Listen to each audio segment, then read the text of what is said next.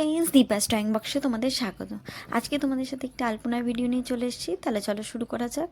প্রথমে মিডিল তো গোল হয়, তো আমি গোলের মিডিলে এবারে একটু মাছ করেছি, তাই প্রথমে মাছের দুটো আকৃতি আগে করে নেব। একটা এই পাশ থেকে আছে আর একটা ওই পাশ থেকে, তাই প্রথমে আকৃতিটা ড্র করে নিচ্ছি। মাথাটা মুখটা হালকা একটু স্ট্রাকচারের মতো করে নিয়ে তার ভেতরে একটু হালকা ডিজাইন করে নেব। দুটো লাইন টেনে পর দু চারটে ডট ডট দিয়ে পর আবারও একটু আঁশের মতন ওরকম করে নিই। লেজের দিকে আবারও দুটো লাইন টেনে নেব। এইভাবে আরেকটা দিকেও করে নেব। লেজের দিকে ওর মুখটা থাকবে, এটা করে নিয়ে গোল করে নেব। দিয়ে চারিদিকে চারটে গোল করে নেব, উপরে, ডান দিকে, বাঁ দিকে, নিচে। এই চারটে গোলের মধ্যে দিয়ে আমি হালকা করে লাইন টেনে আবারও একটা গোল করে নিচ্ছি, পুরোটা মানে কভার। এবার যে ডিজাইনটা করেছিলাম তার উপর দিক থেকে একটা ডট টেনে দুই পাশে দুটো কলকা করে নেব। দুই পাশ থেকেই বার করব। মিডলে যে গোলটা ছিল তার মধ্যেখানে উপরে লাইনটা টেনে পর তার উপর থেকে এইভাবে পুরোটাতে করে নিয়ে আবারও পুরোটাতে গোল দিয়ে একদম বর্ডার টেনে নেব।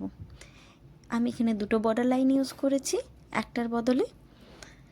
এটা করার পর একটু দু সাইডে একটু পদ্ম ফুল এঁকে একটু কলকার মতো করব। তাই একদিকটা করে নিচ্ছি, সেম রকমভাবেই আরেক দিকটা করে নিচ্ছি। একটু পদ্ম ফুলে যেরকম পাপড়িগুলো থাকে সেরকম কতগুলো পাপড়ি করে নিচ্ছি। এই সাইডে দু তিনটে, এই সাইডে দু তিনটে করে নিয়ে আবারও কলকার ডিজাইনটা করে নেব। একটার সাথে একটা জয়েন্টে আছে, দেখতে পাচ্ছ অবশ্যই। একটা করা হয়ে গেলে আরেকটা তার সাথে জয়েন্ট করে নিয়ে আবারও বর্ডার লাইনটা ফিল করে নেব। চারিদিকটা এইভাবে পুরোটাতে আবারও কভার করে নেব। প্রত্যেকটা স্টেজে এরকমভাবে বর্ডার লাইন করলে ভালো লাগে। এবার একটু ভি শেপের আবারও একটু লাইন টেনে নিচ্ছি। এটা হচ্ছে লাস্ট ডিজাইন।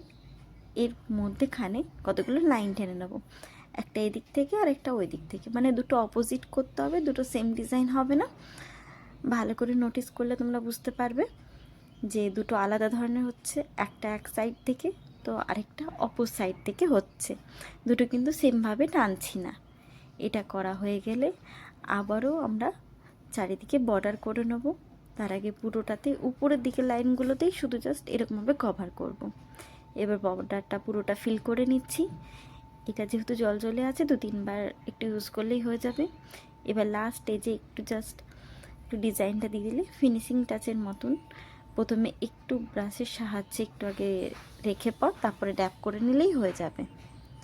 প্রথমে একটু ডট দিয়ে পর নিচের দিকে লাইন টানতে হবে, আর বিশেষ কিছু না।